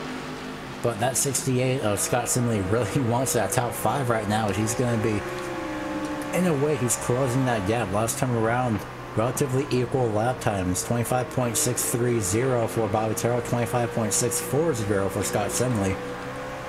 So it's just going to be a matter of who runs the wrong line at the wrong time coming out of either turn 2 or turn 4. Or whoever gets loose out of basically turn 4 is where we see most of it right now. Yeah, especially with the way we've had these green flag runs right here. They've been able to make these lines get really hot, so they've been really loose off these corners. So being able to hold the trucks the way these guys have tonight has been really good. But I also want to mention that Bobby Terrell and Scott Simley are both kind of inching the way up towards Scott Formosa. We saw Scott Formosa pit early to get that track position. He found his way back up to the second once they came up pit road and everything cycled up a few seconds behind Jamie Walker. But now those tires are kind of worn off, and now they're losing its kind of advantage compared to the 14 and 68 for that 4th spot. So it'll be interesting to see if Bobby Terrell and Scott Simley can get to Scott Formosa before they have their final pit stop of the night. So yeah, as they go past the 22 of Matt Mara, but also Bobby Terrell and Scott Simley could both be battling here in a few minutes, especially if Scott can keep his pace up, as he's been quicker than Bobby Terrell every now and then, every other lap almost, it seems, as they're still closing in on Jamie Walker. And just looking back up front for a second, Christian Peterson and Seth the Merchant have kind of separated a little bit. So Christian Peterson has about a second and a half back to Seth the Merchant for that 3rd spot, but they're also closing in on Jamie Walker. I've kind of been watching their times recently, and it's just kind of looks like Christian can bite out 2 tenths of a second each time by. So those tires are really wearing out, especially with Jamie Walker being stuck in lap traffic, kind of slowing him down just a little bit as he's trying to lap the 10 machine of Jeff Ryan. Also that, but last time around was the fastest lap on the track was, like you mentioned, Christian Peterson 2 tenths faster, but also 25.599. So we'll see what it is this time around, if it's going to be the same. Actually, yeah, 25.599 versus Jamie Walker's 26.0. So basically pretty much a half a second faster was Christian Peterson that time around. So it's going to be a race to see who catches up to who first. Is Bobby Terrell going to catch up to Scott Formosa first, or is Christian Peterson going to catch up to Jamie Walker first? Well, Bobby Terrell and Scott Formosa are not having about 3 or so second difference between those two, but their lap times are relatively equal. A tenth faster last time around was Bobby Terrell in that case, but Scott Simley could also play a factor into that battle as well, as he's just right now he's just tailing along with Bobby Terrell. Maybe he's going to be making his move on Bobby Terrell after he makes his way by Scott Formosa. It's something to watch out for in these coming laps. Yeah, I think Scott's trying to pressure Bobby into making a bit of a mistake right here, as he sees that he's got 2 spots ahead of him, with Scott Formosa falling back to these 2 of Bobby Terrell just ahead of him as well. They've kind of been equal the entire night. Every time you see Bobby Terrell, you always see Scott Simley just right around him, either ahead of him or behind him. So these guys have been on equal pace the entire night. Be interested to see who will be prevailing between those 2 as the evening winds out, as we're coming around to start lap 139. So, like I said, maybe Scott Simley's just trying to pressure him, just saying, hey, I'm here, just try to make your move, or I'm going to make a move on you. But I guess it's just a matter of if they're going to wait around until the next pit stop says. We're guessing they're going to come around within the next 10 laps or so. Maybe the pit cycle opens about the next 8 laps or so. So I'm interested to see when people start to make their pit stops, especially how they're going to time it. Do you short pit it? Do you stretch those tires the distance, or do you just wait for the be the last one on pit road to have the freshest tires and be able to attack everybody else? Well, Jamie Walker's been pitting early on, and well, as we see right now, at least at the moment, and pretty much this entire race, the first caution as well, just before the first caution, he was about 5 car lengths in pit road when the yellow came out. But Mitch really pissed off, so that gave him a exceeding advantage, and then he got an amazing start. but Christian Peterson pitted about 2 or 3 laps later than Jamie Walker, so in terms of tires, you would have to pit probably, you just have to stretch out your tires as much as you can, but fuel will also play a factor into that. Maybe it's going to have to force you to pit a lot sooner than you would like to, so maybe if it's possible, maybe Jamie Walker is just pitting early on for those first 2 pit stops to see, first 2 or 3 pit stops to see where he would end up. But right now, he's probably going to be trying to stretch out his run right now, so I would definitely try and stretch out the run as much as possible and then pit as soon as possible as well to get the advantage on the other drivers. Yeah, you think, especially after pitting early on that last stop, you'd expect Jamie Walker to try to even out with Christian Peterson, as he knows Christian Peterson is closing that gap on him. Lap by lap, it's just 10th by 10th. Almost each lap is from some range of 2 to 5 tenths each lap, as you kind of see how much they bite up this time by. It's another 2 tenths for Christian Peterson right there. So he is still closing, and he's still got the wear in his tires. But one thing I've noticed is Seth the Merchant's kind of lost his edge a little bit. He's fallen away from Christian Peterson, and he's just kind of maintaining with Jamie Walker on times. So I don't know if he just kind of burned his stuff up, trying to get ahead of Christian Peterson to stay ahead of him, or he just kind of just lost the tires on his own. So we need to see where and how Seth tries to make his last stop, and will he be able to be a short pit and maybe even get up towards Christian and Jamie as they're still working towards that pit stop. That's something only he knows, but it could be tires though, as he's relatively matched pace with Scott Formosa, but Bobby Terrell and, well, Scott Formosa and Bobby Terrell, they're pretty much nose to tail right now, almost about 2.5 car lengths, stroke lengths, whatever we'll call it. They separate them and almost into the wall off of turn 4 with Scott Formosa. So now Bobby Terrell is going to be looking for his move on that 4th place position. And look at who's still tailing along. It's going to be a 68 of Scott Simley. Yeah, Simley's just trying to wait for this battle to start happening as the 14 is starting to close in on the 80. As Jamie Walker is down on pit road right now, as he's finally made his move on lap 146 go to 147. So once again, he's pitting earlier than everybody else, but will it pay off depending on when the other guys pit? It'll be interesting to see if Christian Peterson will come this time by. But looking back here for that battle for the 5th spot, Scott Simley and Bobby Terrell both go by Scott Formosa, as he loses both those spots out, and we'll pull back to the 5th spot, as he also would come down the pit road right here as well. So maybe just he almost comes to barrier coming to the pit road as well. He really had a hard time slowing it up and just didn't get the arc down that he really wanted to. And the 23 of Christian Peterson is down on pit road as well. So I guess Jamie Walker just kind of pulled the trigger, and now they're trying to force everybody on the pit road, as Jamie's trying to make sure he gets that gap, and then Christian Peterson pitted to kind of counteract that move as well. Once one pit, they all pit, and well, Seth the Merchant is at the moment, he is in the lead by about 5 seconds right now, but Bobby Terrell and Scott Simley, maybe those two are going to be waiting to battle it out. Maybe we'll be seeing them pit at the same time. Right now, Jeff Ryan also in pit road. Seth also has yet to make a move like his teammate, so Bobby Terrell and Scott Simley don't make a move as of yet. Neither do Kyle Manger or Greg Mall. Bob Gillenwater, it looks like he's at the pit road, but he has not as of yet, so maybe everyone else is just trying to figure out what in the heck are they supposed to do for pitting. Yeah, I think it's just a waiting game for this point. They've seen that the Jamie Walker and Christian Peterson both pit, so maybe they're just trying to wait around, maybe try and catch a caution. As Bobby Terrell actually does come to pit road as soon as I say that, so he's still looking for those 4 fresh Goodyears coming on the pit road. But yeah, but it's back up front again. Seth the Merchant still got that 5-second lead over Scott Simley. Kyle Manger is staying out as well as Bob Gillenwater and Greg Mall, round out your top 5 for right now. So we're looking to see when these pit cycles cycle around where everyone's going to end up.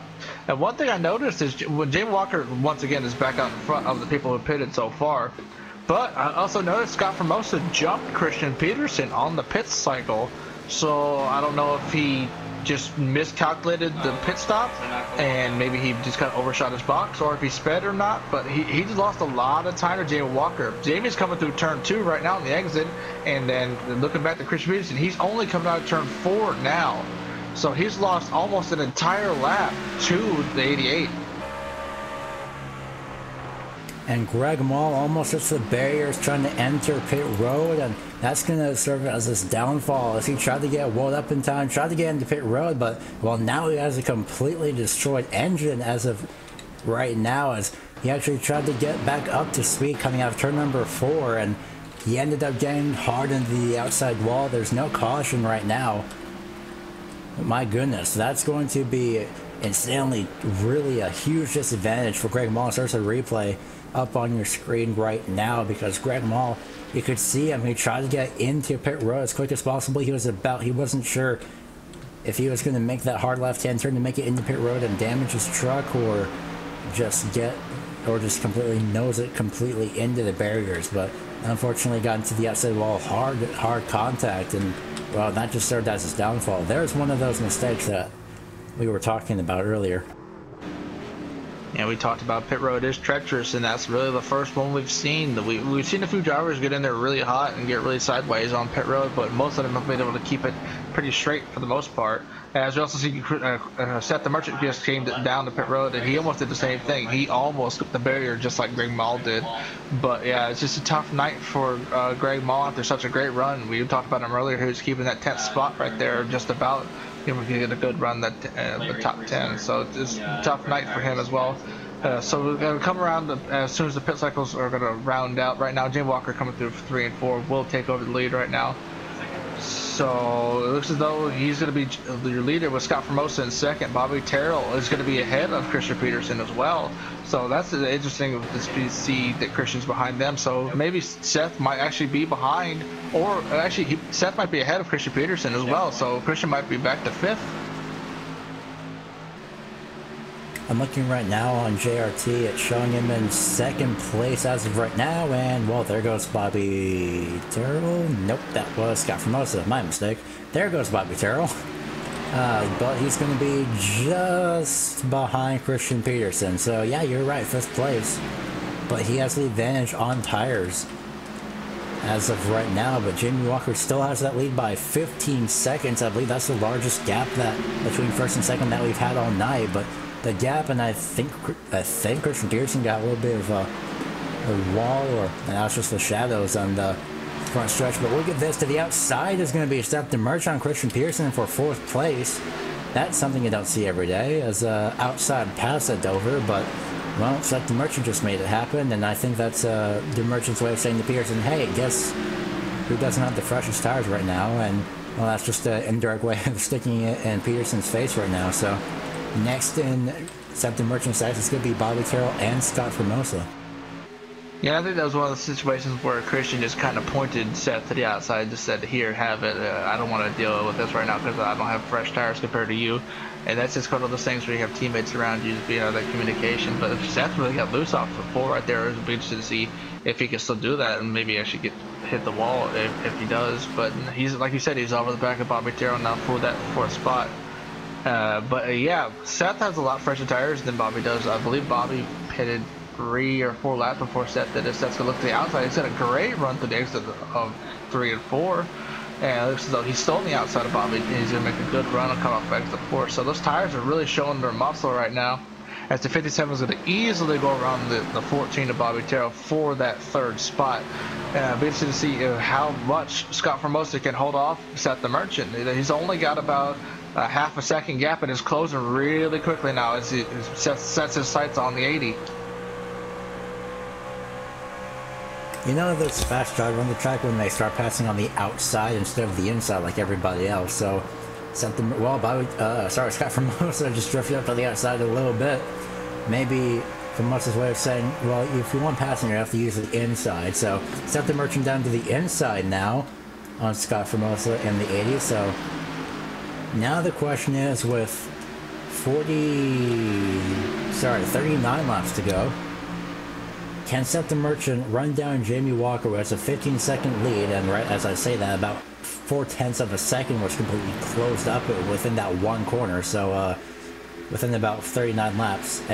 So that's about a yes, as Jamie Walker is a second slower, actually, as of the last time around at the start-finish line, even though these drivers are Jamie Walker is just now entering turn 3. As compared to Seth the Merchant just now entering turns 2. So basically opposite ends of the speedway, but Seth the Merchant is basically closing the gap by about 1 second per lap. Seth has a tall task ahead of him if he's actually going to get to Jamie Walker. I don't know if Jamie has any damage or not. I think he might have had an issue or something because he's fallen way off the pace recently. Just looking at his laps, he's kind of been hanging around the 24th, but the last lap was the 26.0, so maybe he had to deal with lap traffic or such. And it's kind of slowed him down enough to the point where he lost a second right there. Look at the lap time this time by. It's still kind of slow.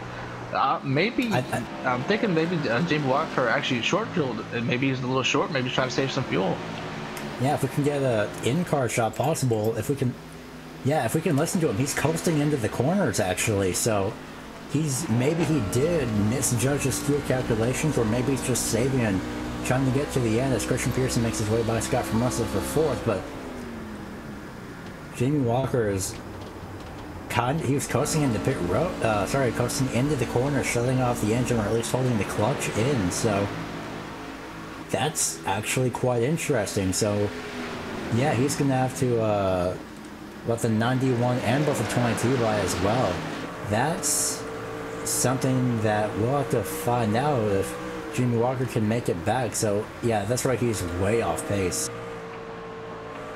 Yeah, it'd be interesting to see if Jamie's just going to save until Seth does get to him. It's just a matter of, does he have enough fuel? Will he do anything? I mean, he's losing a second and a half a lap at this rate. Will he even have enough time to give up to Seth the Merchant at this rate? It doesn't look like it. I mean, we got 33 to go this time by.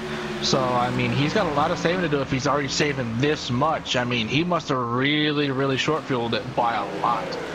So, I mean, it's just a matter of, will he be able to make it to the end? I mean, will he be able to hold on to the lead before we even think about making it to the end? He's like running almost in the 27s at this time, so I don't know. I mean, he's kind of picked up the pace a little bit this lap. You look at the lap time this time by, he's at a 25.6 now, so maybe he thinks he has to push a little bit. But right now, the gap has shrunk from 15 seconds back to almost 6 seconds right now to Seth the Merchant. So it's just a matter of, will Seth be able to get to Jamie? And especially, even though Jamie is saving, Seth also has the tire advantage as well. So that also plays into effect. Even if Jamie doesn't have to save, he's lost so much time that maybe the tires will become a factor and Seth can catch him. That's something quite interesting. He was saving an extreme amount, as he was, like you mentioned, about 27 seconds almost from one of his laps. As Scott simply makes his way by Christian Peterson coming out of turn number 2 right now, and that battle for 4th is ongoing. So the gap though is kind of sell itself out between 1st and 2nd, but still Jamie Walker is back relatively on pace, 2:10s. We're at 25.2 as compared to Seth the Merchant's 25.0. So relatively still on pace is Jamie Walker, but maybe there isn't really enough.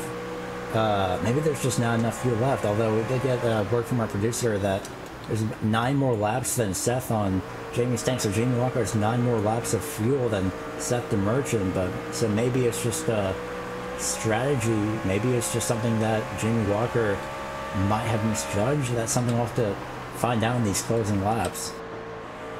Yeah, we'll definitely have to keep an eye on that. As you said earlier, Scott Simley did pass Christian Peterson for that 4th spot. So nice to see Scott coming back out towards the front half. Maybe he has something for Bobby Terra as well. Scott's kind of matching times with Bobby, but maybe the tires will help Scott get up to the lead. Get up towards Bobby. But yeah, that's an interesting battle as well, especially with the leaders having their issues as well. Will Bobby or Scott or even Christian Peterson and Formosa be able to take advantage of Jamie if he's not able to fight due to this fuel issue? I mean, he's still sort of saving, but he's still, like we said, relatively back on pace. It's just something to watch right now. As Seth just really didn't lose anything that last time by, relatively.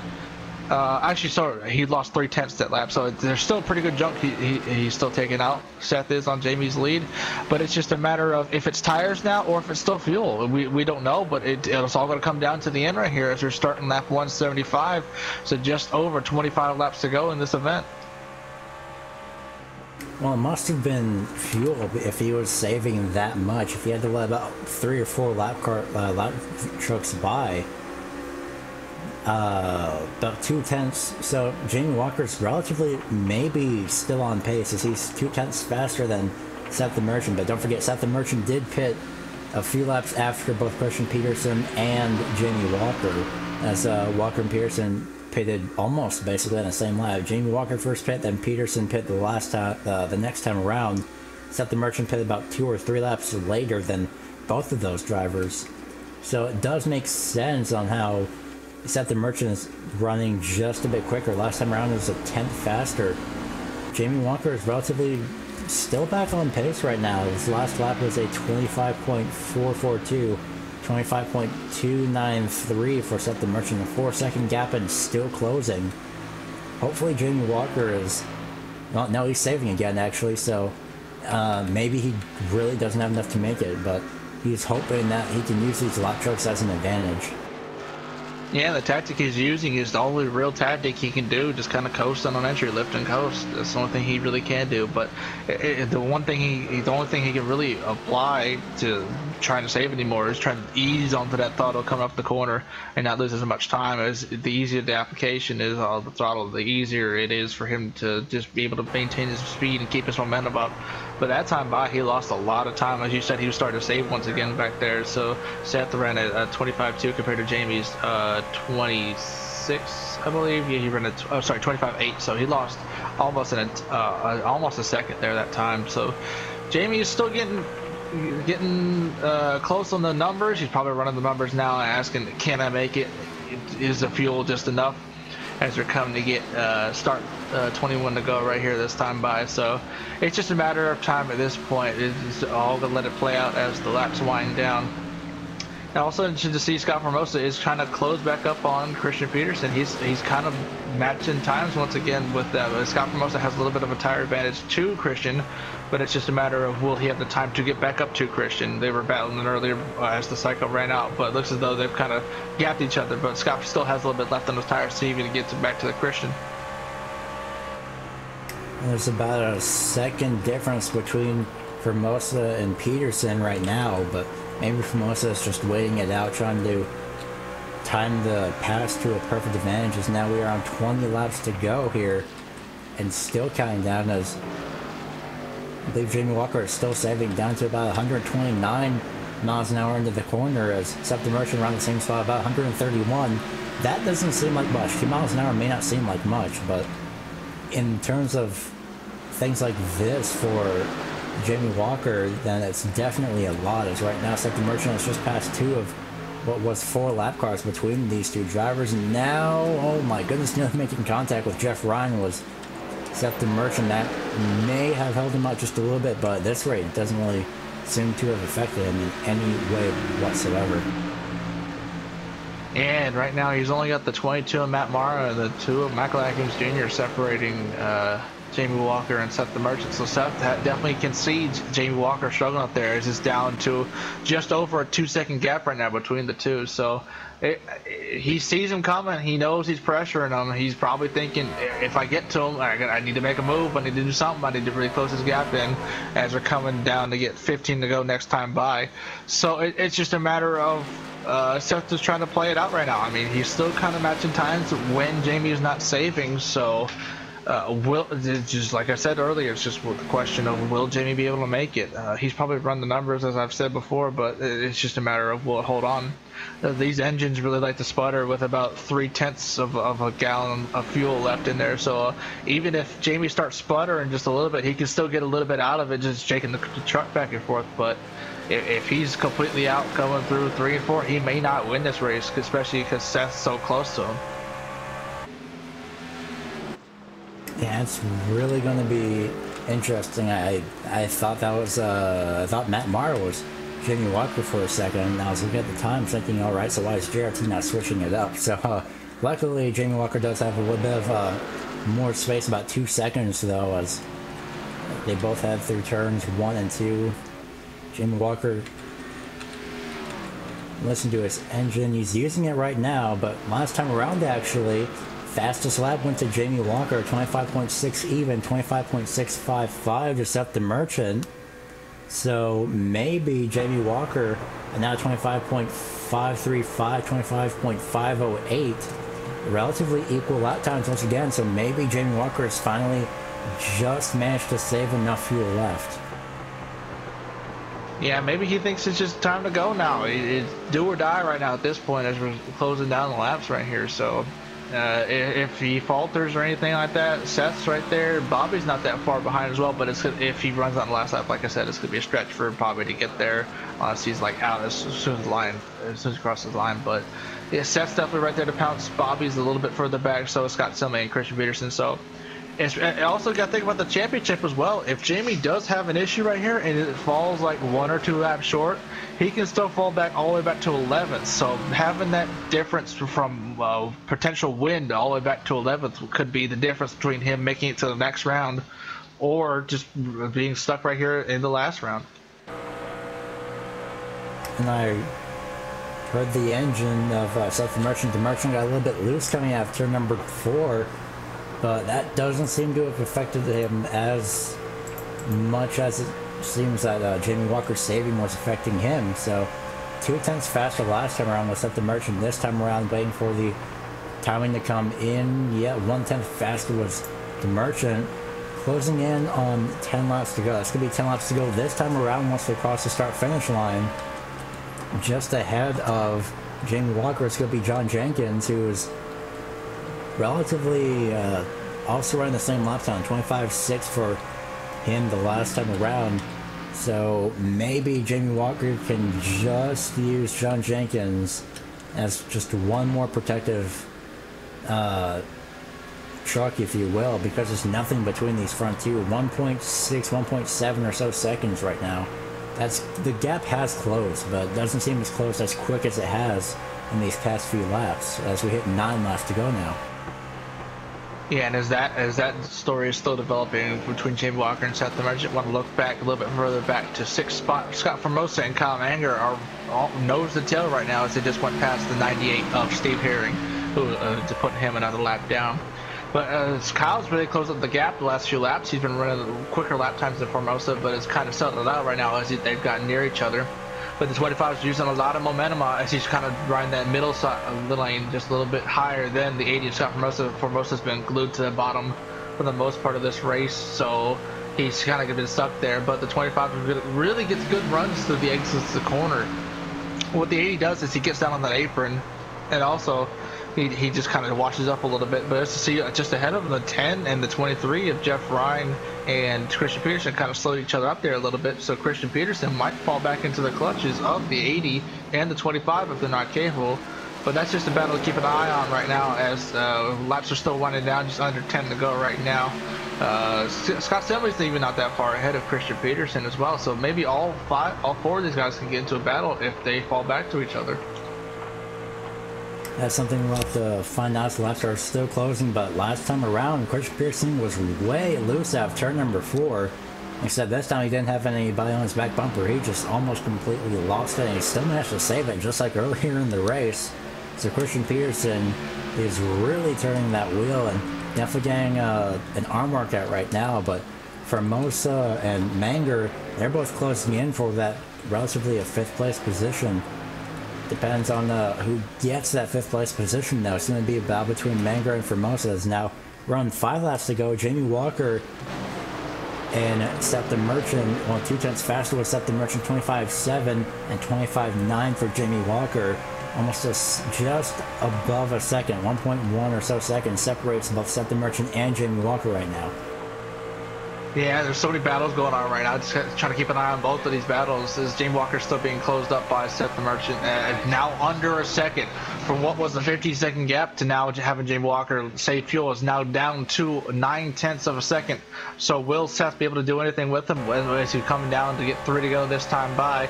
And I also want to look back a little bit further towards that Scott Formosa battle as well. The 25 Manger still peeking around, but there's still nothing doing there on the 80. So right now we're just going to stay focused on the 88 and the 57 right now as they're coming down to get 3 to go this time by. Still, that's just a little bit faster right now, but it's just a matter of time to see what happens. Jamie's basically said right now, I gotta go, and he's been going the past few laps, but will that fuel still hold out these last 2 laps as they're coming around turn 4 to get 2 to go? Hopefully they can. Still not much of a battle between 5th, 6th, and 7th as of yet. We'll keep you updated on that as much as possible, but Jamie Walker and Seth the Merchant. Seth the Merchant is basically within striking range right now. As right now, heading down into turn number 3. Does Jamie Walker have enough fuel left, or can Seth the Merchant close the gap? Because he's closed it just now. Coming out of turn number 4, it's going to be the white flag for Jamie Walker. Oh, he's out of fuel! He's out of fuel. Oh my. This is going to be devastating for Jamie Walker, and he almost gets loose right there, heading into turns 1 and 2. This gives the win to Seth the Merchant. Yeah, Seth is just setting sail right now as Jamie Walker still slow in the backstretch. He's still got a little bit of gap back to Bobby Terrell, but Bobby's just coming off turn 2 right now, but looks as though he might not get there. But coming off turn 4 right now, your winner tonight and sliding off turn 4 is going to be Seth the Merchant, who will take the win in tonight's event at Dover International Speedway. But looking back further, Jamie Walker's still crawling around. There goes Bobby Terrell just past him, so Bobby's going to get 2nd. Scott Summey's going to get 3rd. Will he beat Christian Peterson line? He does. So Jamie Walker will fall from 1st to 4th right there. Tough break for him as he ran out of fuel coming to the line right there. 2 on that 1 to go. So he falls from 1st to 4th just ahead of Christian Peterson. So just a tough break right there on that last lap. Jamie Walker had a dominating performance, and all of that was just because of fuel. If he had been maybe at least 1 lap later, like Christian Peterson had pitted on, as Seth the Merchant burns down the front straightaway, my goodness, that was really, really amazing there right at the end. It's on the white flag as well, but if you pick the same lap as Seth the Merchant, maybe so much as 1 lap later, then Jamie Walker might have made it into that 1st place position. Yeah, like you said, if you pit a 1 lap later or just had like an extra half gallon in the tank, he would have made it home just safely, just ahead of Seth. But once again, just a tough break right there. But as for the rest of the event, we're going to go through your full field rundown of tonight's event for the USR BNC Lawn and Landscaping event here at Dover International Speedway. Your winner tonight is going to be Seth the Merchant. 2nd, after hanging around there in the top 5 for most of the night, Bobby Terrell is going to be 2nd. Scott Summey, like I said, we're always around Bobby, is going to be 3rd. Jamie Walker, as we've documented, just ran out of fuel in the last lap, falls from 1st to 4th in the fuel situation, just ahead of Christian Peterson by 2 100ths for that 5th spot. Scott Formosa is going to be 6th, just a few tenths behind those 2. Kyle Manger is going to be 7th, a few tenths behind him as well. Bob Gillenwater, 8th. John Jenkins, 9th. And in 10th, first car 1 lap down, Michael Atkins Jr. 11th is going to be Matt Marr. Finished where he started, so not that bad of a run by him. Jeff Ryan finishes in 12th, 13th, 14th, and 15th. Go to Steve Herron, John Wilco, and Greg Mall. 16th is going to be Michael Priester. Randy Oakham finishes 17th, 18th, Justin Michael, 19th, Tim Matthews, and 20th, Dwayne Dunn. 21st is Dwight Beverly after unfortunately getting involved in that first caution that we had, and the only caution as well, I believe. And then Randy Tesser and Michael Warren, 22nd, 23rd after not starting in this event. And after an eventful night, seeing Seth the Merchant take the win here for the USR BNC Lawn and Landscaping Series. We're going to take a break right here for a second and get these top 3 finishers, your podium, up here for interviews, and we'll be right back in just a moment.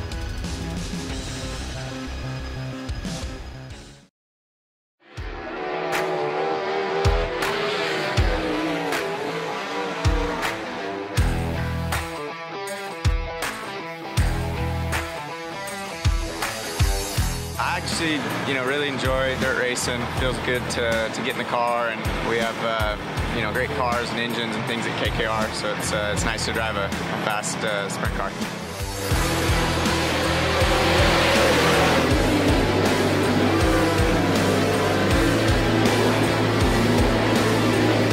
close separate lines developing. Three wide action on a turn two. Craig Kinzer, Casey Kane, and Garrett Pittman go get it.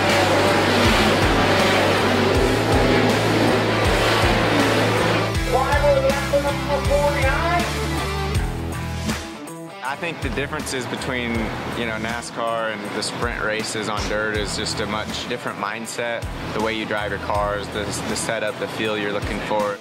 I think one of the hardest things to tell as a fan is when you're watching a race, whether it's a NASCAR race, a dirt race, is just what's really going on in the car. With iRacing, you can get the way that the track's changing, which they've done a great job in how the track changes throughout the night or throughout the race, just to try to capture it and let the fans play it and realize, like, man, there's actually a lot going on, and you can't always see that when you watch a race. So I think it's pretty neat. It's, enjoyable for me, but at the end of the day, it's actually much of a simulation, and there's a lot of ways that you can learn from that. And early on, it was neat to look at the Cup tracks that I was going to, places that I had never been. So I think it kind of gives you a head start leading into a weekend. It's pretty real life, and that's pretty neat.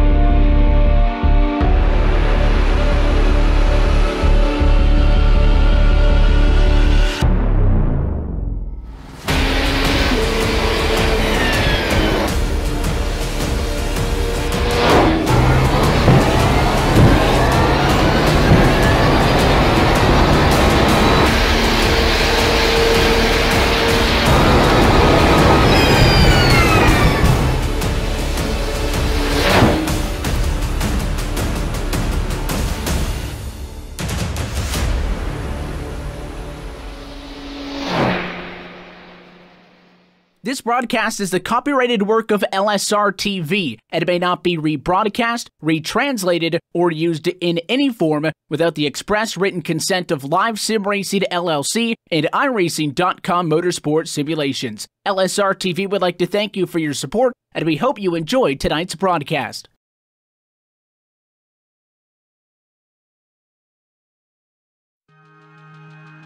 Welcome back to the United Sim Racing BNC Lawn and Landscaping Truck Series. We just completed the 200 lap event here at Dover International Speedway, and your winner is Seth the Merchant, as we see Jamie Walker just run out of fuel on the last lap. But now we've caught up with Seth the Merchant, your race winner tonight. And Seth, the main point I got to talk to you about is, what were you thinking on that last run where you saw Jamie Walker start falling back to you, a second per lap?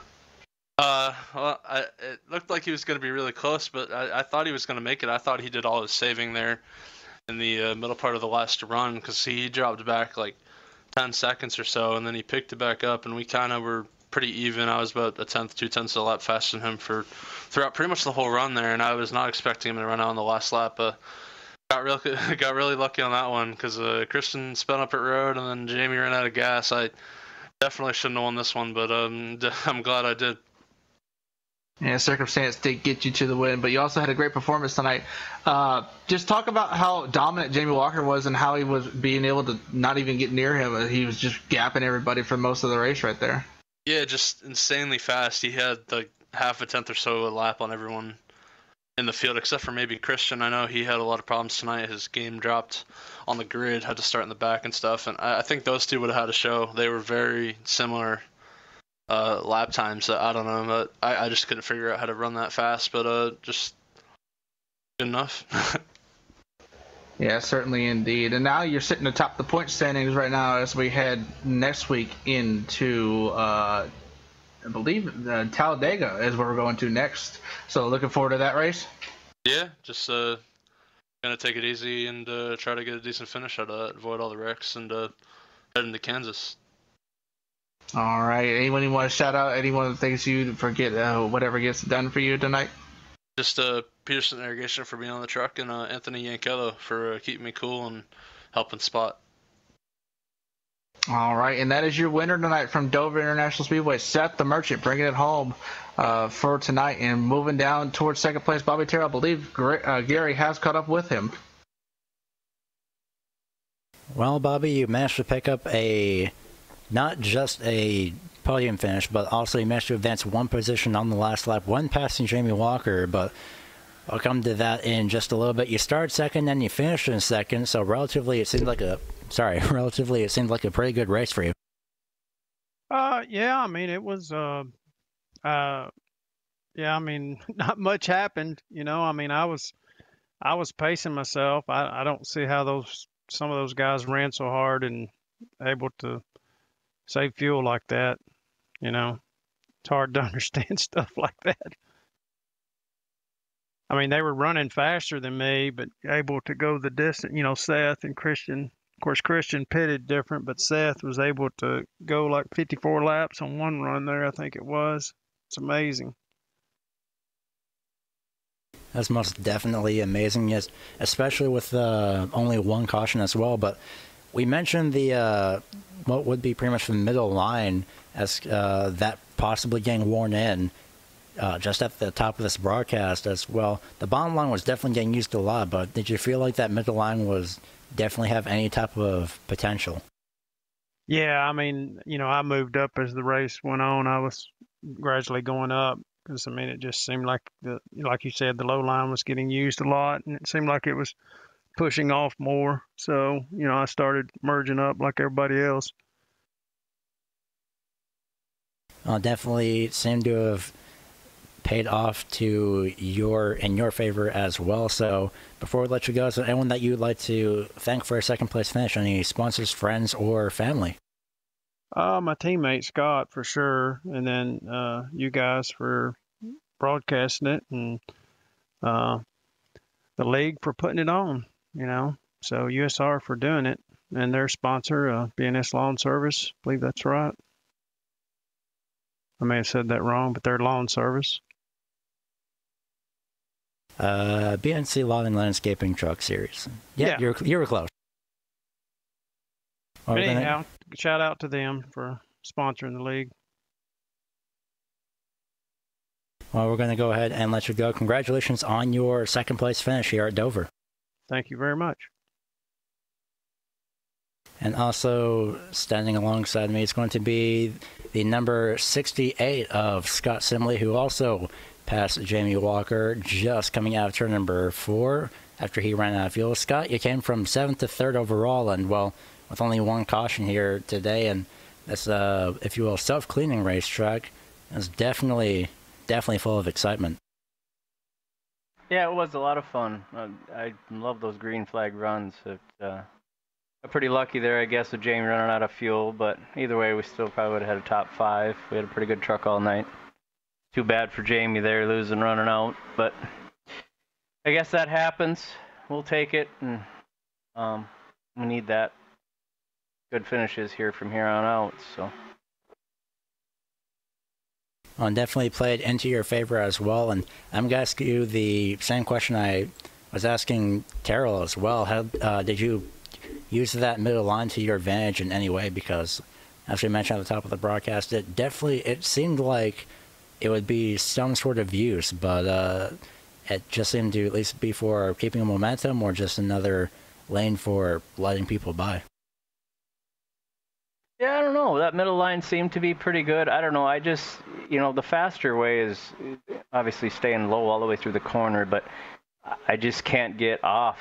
It either kicks out on me, it's kind of pushes, and then it kind of snaps loose. So just kind of take that middle or even arc it in high and, you know, kind of come around. And the other thing that was working was just letting it drift up. If you can kind of drive down and just let it drift up a little bit and then roll back into the throttle, it seemed to rotate. But still to be careful, otherwise it just seemed to me it would kick out once in a while. It definitely managed to hang on to that, so thankfully you come home in third place. So any thoughts for next week as we head into Kansas, because that's definitely also going to be playing a little bit of a factor into this chase that we have? I like Kansas, just haven't had a lot of luck lately. You know, I mean, the equipment's got to stand up. I've been having some internet issues too, so just got to cross our fingers and hope for mechanical and electrical everything goes good, and hopefully we can stay in this chase. Well, it went well this race, and I don't see why it wouldn't. I don't see why it wouldn't work the next race. So before I let you go, is there anyone that you'd like to thank for your third place finishes? Because who makes it happen for you? You guys do. You know, up in the booth, Gary and Michael, appreciate everything you guys do. Got to thank Aaron for all the everything he puts up with all the drivers and making sure, you know, everything's clicking on this series. He does a good job. He doesn't get enough credit for what he does. Bobby Terrell, my teammate, pretty much running with him all night tonight. Just we're pretty even. It seemed like I might have been a little faster in the middle of the run, but and he'd kind of pull on me towards the end a little bit. So just kind of rode and had a lot of fun. Family, friends, they're out there watching. Hippie's Paint Shop. About it. Well, we're going to go ahead and let you go, and I just want to quickly correct myself. I'm in Talladega. I was getting ahead of myself, but hey, it's Talladega, but that's still what you said for Kansas also applies to Talladega as well, so hopefully we can see you next week and pull off another podium finish. All right, and just kind of going over some final thoughts here from tonight's race. We had a lot of interesting strategies being played out with pit strategies coming to effect here at the end with J.B. Walker running out of fuel as he came across the line. Just a lot of short pitting as well, trying to get different track positions, so we saw Scott Formosa and Bobby Terrell do as well. Just a few thoughts for the race tonight here, Gary? Considering that we only had one caution, it was really amazing. It only involved about 4 trucks or so, pretty much 4 trucks, and the pit strategy that these drivers played off, and while we've seen that, unfortunately, Jamie Walker was the unfortunate example of pitting so much just 1 lap too early, or maybe even 3 laps too early. It just messes up what you think would happen, and you get your field calculations wrong. But for this week, it was definitely amazing for also trying to see those drivers run that middle line and seeing what they could do. Seth the Merchant pulled that off amazingly in those closing laps. Yeah, it was a very amazing battle to see there at the end, as we had a very intense battle for the win. And as we wrap up on the night, we will also remind you to follow us on social media or Facebook at LSRTV.com. And also follow us on Twitter at LSR on Twitter. And also go to livesimracing.com to find out more on all things LSRTV. From all of us, from myself, Michael Corellia, Gary Weaver, and our producer, Cisco Scaramuzzi down in the production booth. We wish you a good night, and we'll see you next time as we head to Talladega for the middle race of the second round of eliminations.